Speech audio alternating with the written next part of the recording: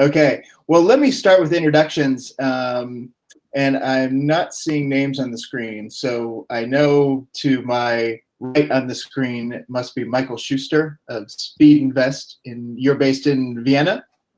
Yes, out of my bedroom in Vienna. Great. And to the bottom left, do we have Marguerite? No, it's Maxine, actually. Maxine.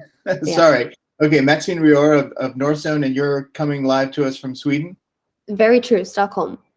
Oh, great. Okay.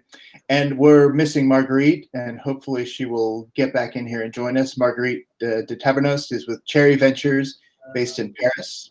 And I'm, of course, Chris O'Brien, coming to you from the far, far west outpost in Kansas, United States. So welcome. Thank you for being here. Thanks for having us. Let's just start with some general questions just to kind of kick this off. And I'll start with you, Michael. Just tell me a little bit about your basic investment approach and your experience so far in France. Do you have several investments here? How familiar are you with the ecosystem? Yeah, sure. Thanks for having me, and thanks for this opportunity. So we're a European seed stage fund. So we do everything from pre-seed to seed, the earliest phases. And I just counted before this event to give you the accurate number. We have 10 investments in France right now, about to close our 11th.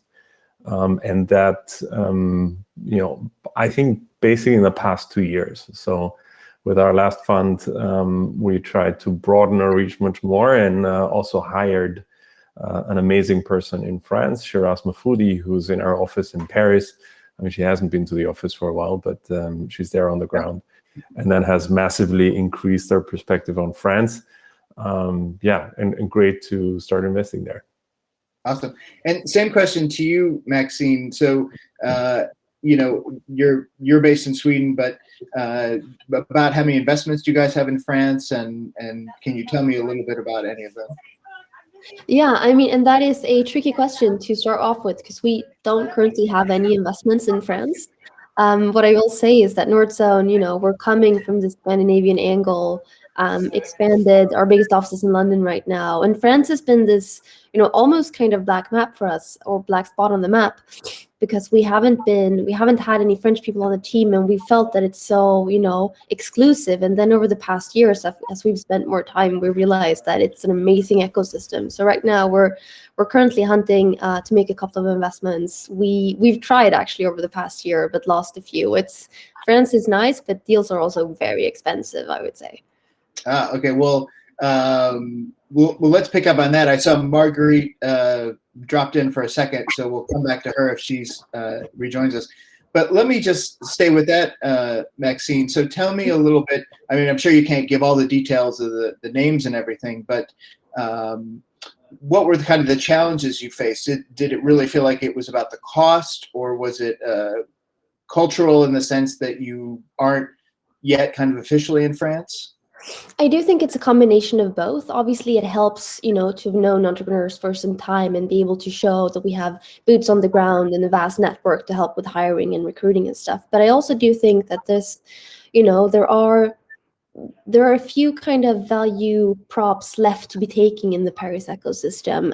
It's a very corded ecosystem. There are tons of international funds who have offices there and people on the ground.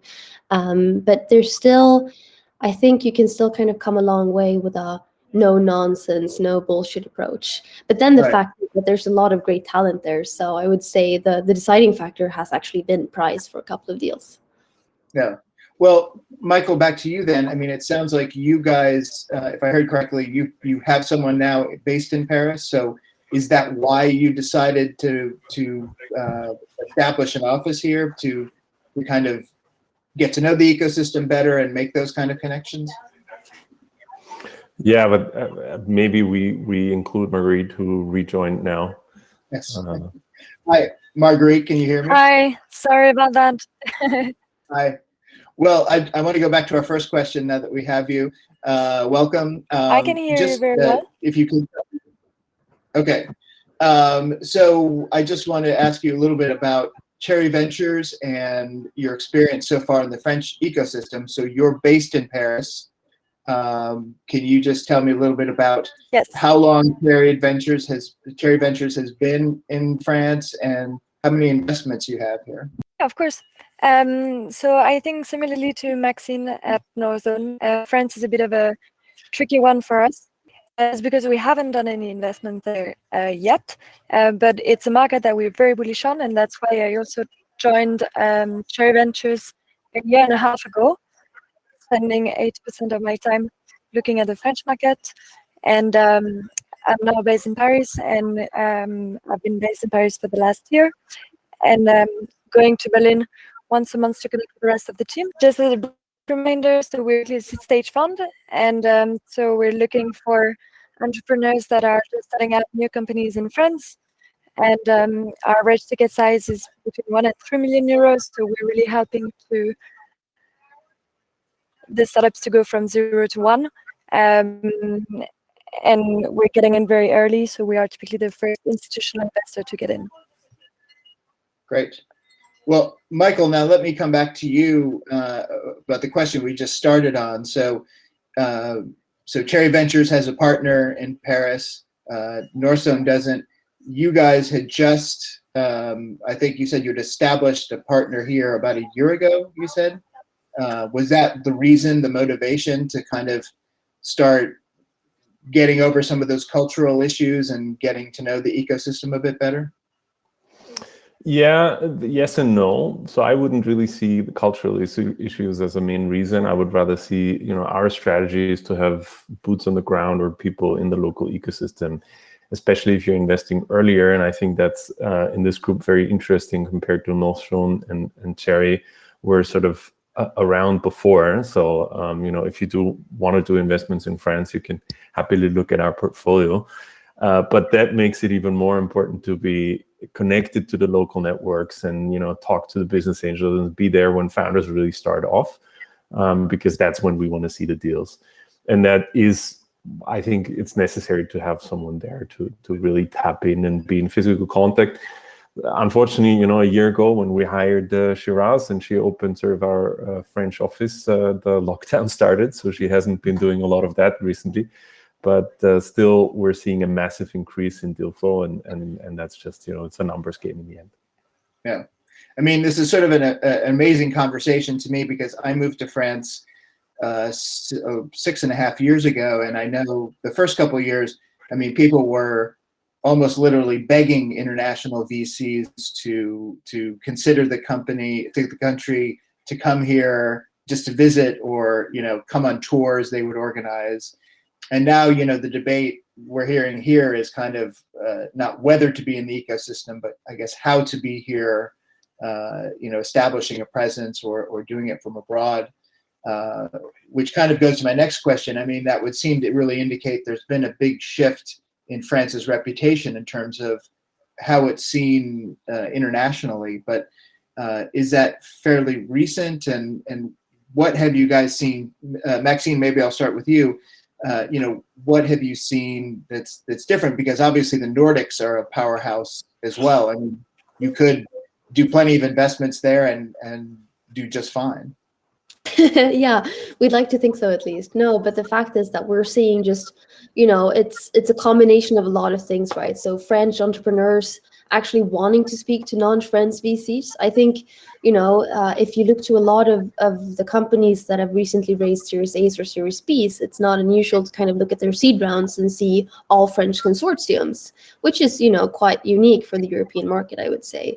And that's because there are so many high quality French seed funds. And I think there's popped up a few over the past years that are high quality and very aggressive on pricing too. So I would say local funds are good at sweeping up the good companies. But then, it's a shift in mindset from the entrepreneurs. I've been in this world for 3-4 years now, and the French companies I thought 3 years ago, they didn't always have like a slide on international expansion, which I think is like, you can't not have that if you're a company in Europe today. But today you see that in every pitch deck. So there's like small changes that you see across the boards. And then I think it's been really good for the ecosystem to have these like super high profile deals that we've seen over the past year, like So Rare and Penny Lane and Anchor Store and all of these, mega famous French deals. Yeah. Marguerite, the same question to you. Obviously, you're French, so you have a little bit more familiarity here. But what have you seen change, I guess, that made Cherry more interested in this market? Yes, I think what Maxine said is exactly true. There has been a huge change in the founders' mindset and the fact that they think about international expansion right from the beginning and from the inception of the company. Also, the fact that they are now trying to build companies with an international and English-first language culture in order to attract international talent and people that might be able to work remotely. I think that's very new, that emerged in the last 3 years, I would say. And that's why we are seeing founders eager to have international VCs from day one, in order to have them really have that international mindset right from the beginning and be able to compete with other European players or American players for specific markets. And that's where we believe we can add a lot of value as well, as it's an international seed investor. Great. And Michael, what about you? I mean, in terms of what you've seen changed here, from where you are, you're probably closer to the German ecosystem, which has had a strong reputation for a long time. But obviously you've seen something change over here. So is it that same idea, the quality and the ambition of the founders, or is it something else that caught your eye? I think the quality was always there. I mean, if you look back 10 years ago, there were already big startups or big digital companies in France. It's very much what Maxine and Marguerite said, that the ambition to go abroad wasn't always there. There was this happiness to win the French market. And I think now the message has traveled that if you want to be successful in this world, you need to build a global company from the outset. To be honest, in pre-seed and seed, we still see a lot of French companies that have, maybe an English pitch deck, but the product is still all French. So I think there's still some room to go, right? Because of course, language, as it is for all German speakers, language is the biggest barrier. And on the other hand, if you manage that, that's also your biggest way to unlock other markets, because the products always have been great. The ambition on the products or what to do has always been great. I mean, there's also great pre-seed and seed funds and company builders, so everything's there. I think that's what has changed, is that really now everyone has understood that there's a global opportunity here. Yeah, it's interesting also you mentioned the language issue. I mean, I've seen a big shift there in my time here, but there still is a lot that happens in French in terms of events and other media. I'm wondering, Michael, how that compares to Germany. I mean, I always think of the Germans, or even especially the Nordics, as being very advanced in their English and their sort of global communications in that sense. Does it feel different here, or is that just a challenge everywhere in Europe to be more international in your communication? I do think it's directly linked, right? Nordics have an advantage there. My wife is from Slovakia, so I have also a perspective on that market. There it's even worse. That would be my thesis, why these markets are also less accessible to international investors, and international markets are less accessible for them. So I think language is a key to that, and you need to do it.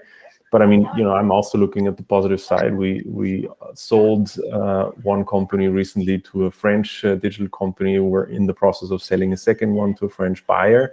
So you can clearly see that there's also, scale-ups around that have understood that, and that means it's never too late to get that global mindset. Of course, it's much easier the younger you are and the earlier you think about it.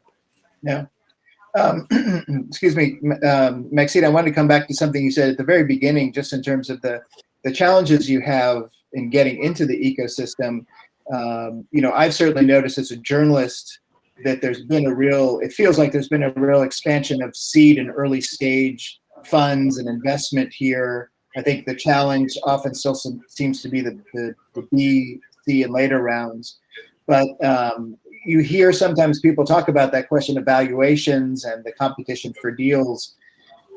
I hate to use the word bubble, but does it feel, when you look at those things, does it feel a little overheated or a little overvalued sometimes?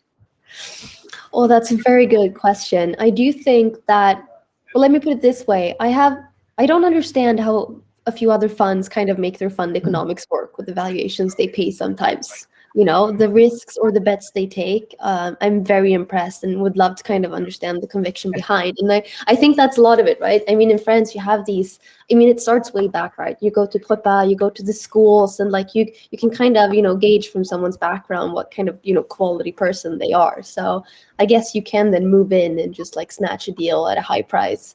And that's what takes up time to build for an international fund going there, kind of decoding the language and understanding when to have that conviction, because it's very founder driven, right? These initial very high prices. Marguerite, the same question to you with Cherry Ventures. I mean, how do you feel about the valuations or the challenges at the moment just getting in here? Yeah, I mean, I think that's been a clear challenge. Typically at seed, you could easily get to 20% ownership. Now it's clearly not even a target you can aim for competitive deals. And that's also because some local funds have very clear investment thesis, whereby they are very comfortable investing at certain valuation points because they really believe of the exit potential, and so they just go for it. And now we also see time span that reduces a lot from first contact to term sheet at high valuations, and so we need to adapt to that timing and time frame, where sometimes things can happen within 12 hours. Great. Well, I think that's all we have time for. I want to thank the three of you for being here with us, and Marguerite, thanks for hanging in and getting in here the conversation. I appreciate all the attention, excuse me, on the ecosystem, and it's been, like I said before, it's an amazing shift to see, and I'd love to stay in touch with you guys and get your thoughts as the adventure continues. But for now, thank you for joining us at the event, and have a great rest of your day. Thank a lot. Thank you. you. Bye.